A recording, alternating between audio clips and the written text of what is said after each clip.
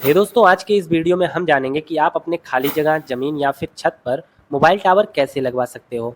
और हम जानेंगे कौन-कौन से ज़रूरी दस्तावेज़ आपके पास होने चाहिए, कितना ज़मीन आपके पास होना चाहिए टावर लगवाने के लिए, इन्वेस्टमेंट कितना होना चाहिए और फ्रॉड कहाँ-कहाँ पे हो सकते हैं। और आप ऑनलाइन अप्लाई कैसे करोगे या फिर ऑफ़लाइन अप्लाई कैसे करोगे, सारी प्रोसेस स्टेप बाय स्टेप जानेंगे दोस्तों। वीडियो को पूरा लास्ट तक देखना। वैसे मोबाइल टावर का वीडियो क्यों आ रहा है, इस पे आप सभी को पता ही होगा, क्योंकि यार वोडाफ़ोन आइडिया और एयरटेल ने काफ़ी महँगा अपना रिचार्ज प्लान कर दिया है। तो मैंने सोचा कि इसमें क्या कोई बिज़नेस स्कोप हो सकता है? तो मुझे पता चला यार, यहाँ पे बीएसएनएल वालों की तो एक धांसू एंट्री हो गई। अरे यार, बीएसएनएल वालों ने करीबन 10,000 नए टावर लगाए और ये प्रोसेस लगातार चलता जा रहा है। अपने टावर को बढ़ाने का जो प्रोसेस है बीएसएनएल वालों का, ये सिलसिला तो लगातार बढ़ रहा है। तो मैंने सोचा क्यों ना एक वीडियो बनाकर सभी को बता दिया जाए कि यहाँ पे भी आपका बिज़नेस बन सकता है। तो यार देखो, अगर आपके पास खाली जगह, ज़मीन या फिर छत पर खाली स्पेस है, तो आप भी बीएसएनएल के टावर लगवा सकते हो। बीएसएनएल ही नहीं, वोडाफ़ोन आइडिया या फिर एयरटेल के भी टावर लगवा सकते हो, क्योंकि जिस कंपनी की बात हम करेंगे, वो काफ़ी सारे टावर लगाती है। क्योंकि सारी जो वोडाफ़ोन आइडिया और बीएसएनएल, ये सारी कंपनी जो होती हैं, खुद टावर लगाती नहीं है। एक थर्ड पार्टी कंपनी को ये प्रोजेक्ट देती हैं। जो थर्ड पार्टी कंपनी होता है, वो टावर लगाता है। तो यार वीडियो को ज़्यादा लंबी ना करते हुए सीधा मुद्दे पे आ जाते हैं कि मोबाइल टावर लगवाने से फ़ायदे क्या होंगे। सबसे बड़ा फ़ायदा ये होगा कि हमारा एक पैसिव इनकम फ़िक्स हो जाएगा। पैसिव इनकम मतलब महीने का इतना रुपए आना है, ये हमारा फ़िक्स हो जाएगा।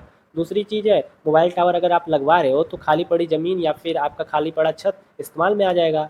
तीसरा चीज़ है सबसे बड़ा, अगर आप कोई भी ऐसा इस टाइप का बिज़नेस कर रहे हो तो मेंटेनेंस का ध्यान आपको खुद को देना पड़ता है। यहाँ पे ऐसा नहीं है, मेंटेनेंस सारा चीज़ कंपनी देखेगी। और चौथा सबसे बड़ा फ़ायदा ये है, कुछ कंपनियाँ ऐसी भी हैं जो आपको फ्री में कॉलिंग और इंटरनेट की सर्विस प्रोवाइड करती हैं। तो ये सारे फ़ायदे हैं दोस्तों, अगर आप मोबाइल टावर अपनी खाली जगह, ज़मीन या छत पे लगवा रहे हो, तो इतने सारे फ़ायदे आपको मिल सकते हैं।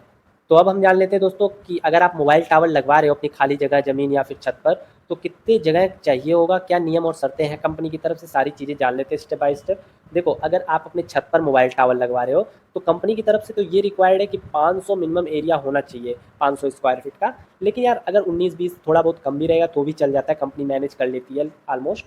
और अगर आप शहरी क्षेत्र से हो तो 2000 स्क्वायर फीट आपके पास जगह होनी चाहिए। 19-20 मैंने बता ही दिया, चल जाता है। और अगर आप ग्रामीण क्षेत्र से हो तो 2000 से 2500 स्क्वायर फीट आपके पास होना चाहिए। अब दोस्तों हम जान लेते हैं एक के बहुत ही अहम चीज़, अगर आप मोबाइल टावर लगवा रहे हो तो पहले ही जान लो, आपके घर के जहाँ भी प्लॉट है या फिर छत है, तो घर के आसपास हॉस्पिटल नहीं होना चाहिए 100 मीटर तक। 100 मीटर तक हॉस्पिटल अगर होता है तो कंपनी अलाउ नहीं करती वहाँ पे मोबाइल टावर लगाना। और हाँ दोस्तों, काफ़ी लोग इन्वेस्टमेंट को लेकर कंफ्यूज रहते हैं कि अगर आप खाली जगह, ज़मीन या छत पर मोबाइल टावर लगवाते हैं, तो आपका इन्वेस्टमेंट कितना होगा। देखो यार, इसके लिए कंपनी आपसे कोई भी सिक्योरिटी अमाउंट नहीं लेती। अब फ्रॉड की बात कर लेते हैं तो यहीं पे आपके साथ फ्रॉड होता है। काफ़ी सारे लोग कॉल करते हैं आपको कि भैया आपका यहाँ पे वेरीफाई हो गया है, आपका प्लॉट, आपका छत वेरीफाई हो गया है, आप यहाँ पे टावर लगवा सकते हैं ईज़िली। और फ्रॉड करने के लिए आपसे सिक्योरिटी अमाउंट माँगते हैं कुछ। तो जो सिक्योरिटी अमाउंट माँगते हैं, ये कहते हैं कि भैया इतना सिक्योरिटी अमाउंट आपको देना पड़ेगा, ये आपको कैशबैक मिल जाएगा बाद में जब हमारा टावर इंस्टॉल हो जाएगा आपके प्लॉट पे, तो आपको ये कैशबैक मिल जाएगा। मतलब आपका सारा जो सिक्योरिटी अमाउंट है वापस मिल जाएगा। तो ऐसा नहीं होता, जो कंपनी है कोई भी सिक्योरिटी अमाउंट नहीं लेती आपसे, कोई भी पैसा नहीं चार्ज करती है आपसे। ये अगर आपके साथ कोई कर रहा है तो ये फ्रॉड है। कंपनी डायरेक्ट आपका प्लॉट देखेगी, वेरीफाई करेगी, वेरीफाई करने के बाद आपके सारे डॉक्यूमेंटेशन प्रोसेस बताएगी, ये सारा प्रोसेस होता है। तो ज़्यादातर लोग यहाँ पे कन्फ्यूज़ होते हैं, जो फ्रॉड करने वाले होते हैं, वो आपके यहाँ पहले लाएँगे टावर के कुछ कंपोनेंट, कुछ पार्ट गिरा देंगे जहाँ पे प्लॉट आपका वेरीफाई करेंगे, जो फ्रॉड वाले होते हैं। उसके बाद आपसे एक चार्ज करेंगे, तो आपको लगेगा भैया टावर का कंपोनेंट गिरा है तो भैया हमारे यहाँ टावर लगेगा लगेगा। लेकिन वो सस्ता सा कंपोनेंट रहता है, उससे ज़्यादा पैसा आपका निकलवा लेते हैं और आपसे धीरे-धीरे पैसा निकलवाने के बाद वो गायब हो जाते हैं, कॉन्टैक्ट तोड़ देते हैं। तो यार इन सारी चीज़ों का ध्यान ज़रूर रखना, अगर आप नया मोबाइल टावर लगवाना चाहते हो, चाहे वो बीएसएनएल का हो, चाहे वोडाफ़ोन आइडिया का हो, चाहे एयरटेल का हो, चाहे जियो का हो।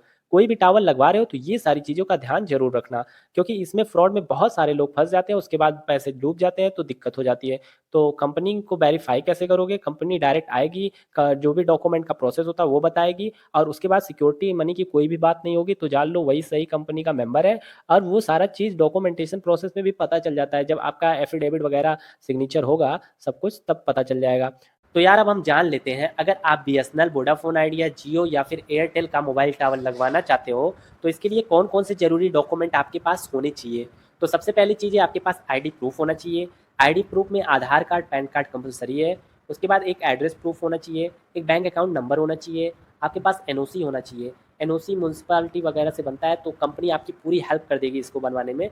उसके बाद टावर लगाने के लिए ना आपको एक एग्रीमेंट साइन करना होगा, जो टावर की अवधि बताएगी और किराया वगैरह कितना आपको मिलेगा, जैसे 15,000 मिलेगा, 20,000 मिलेगा या 25,000 मिलेगा, जो भी किराया रहेगा, जो किराए की बात होगी उसमें एग्रीमेंट में लिखी रहेगी। और ये लिखा रहेगा 19 साल के लिए एग्रीमेंट है, टावर इनके प्लॉट पे या फिर छत पे रहेगा 19 साल के लिए।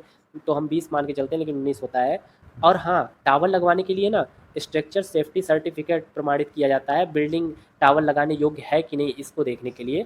इसके बाद ना जो कंपनी है नो ऑब्जेक्शन सर्टिफिकेट यानी एनओसी एक और बनवाती है आपसे, जो आस पड़ोसियों से आपको सिग्नेचर कराना होता है, जिसमें कोई दिक्कत उक्कत नहीं होती है कि हमें आस पड़ोस जो डिस्टर्ब ना करे कोई। वैसे ये वाला डॉक्यूमेंट अब कम ही यूज होता है, एनओसी वाला जो आस पड़ोस वाला है। तो डॉक्यूमेंट के बारे में तो आप सभी ने जान लिया होगा कि ये डॉक्यूमेंट हमें लगेगा और हमें फ़ायदा क्या होगा टावर लगवाने से। और हमने सारा नियम जान लिया, कितना ज़मीन हमें रिक्वायरमेंट होना चाहिए। अब यार देखो, बीएसएनएल, वोडाफोन आइडिया या फिर जियो कोई भी टावर लगवा रहे हो तो ये कंपनी डायरेक्ट अपनी तरफ से नहीं लगाती, एक थर्ड पार्टी कंपनी को ये प्रोजेक्ट देती है। तो वो थर्ड पार्टी कंपनी कौन कौन से हैं जिसके थ्रू आप वोडाफोन आइडिया, बीएसएनएल या फिर आप एयरटेल का टावर लगवा सकते हो या फिर जियो का टावर लगवा सकते हो। तो सबसे हमारा जो आज के इस वीडियो में प्राइम फोकस है वो बीएसएनएल है। तो अगर आपको बीएसएनएल या किसी भी टेलीकॉम कंपनी का टावर लगवाना है तो आपको मैं 3 वेबसाइट के नाम बता रहा हूँ। पहला एटीसी टावर, दूसरा इंडस टावर, तीसरा है जीटीएल इंफ्रा। तो ये तीनों साइट के लिंक मैं डिस्क्रिप्शन में दे दूंगा।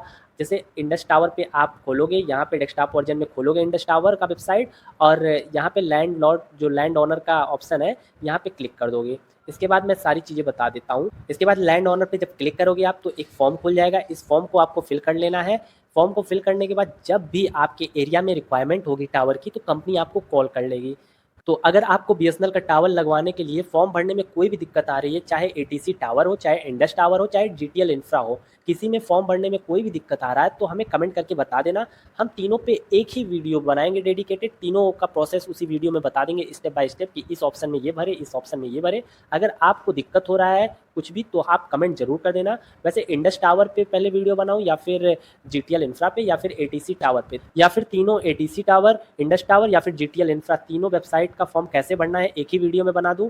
वैसे अगर आप कहोगे तो एक ही वीडियो में बना दूंगा, वीडियो थोड़ा लंबा हो जाएगा तो क्या हुआ, अगर आपका कमेंट आया रहेगा कि तीनों का फॉर्म कैसे भरना है एक ही वीडियो में बताओ हमें, तो पूरी स्टेप बाय स्टेप डिटेल बता देंगे। वैसे इस वीडियो में हमने सारी डिटेल जान ली, अगले वीडियो में फॉर्म वाला डिटेल जान लेंगे कि फॉर्म कैसे भरना है। तो बस मिलते हैं नेक्स्ट वीडियो में। ऐसे वीडियो देखने के लिए कमेंट करो। जय हिंद, वंदे मातरम।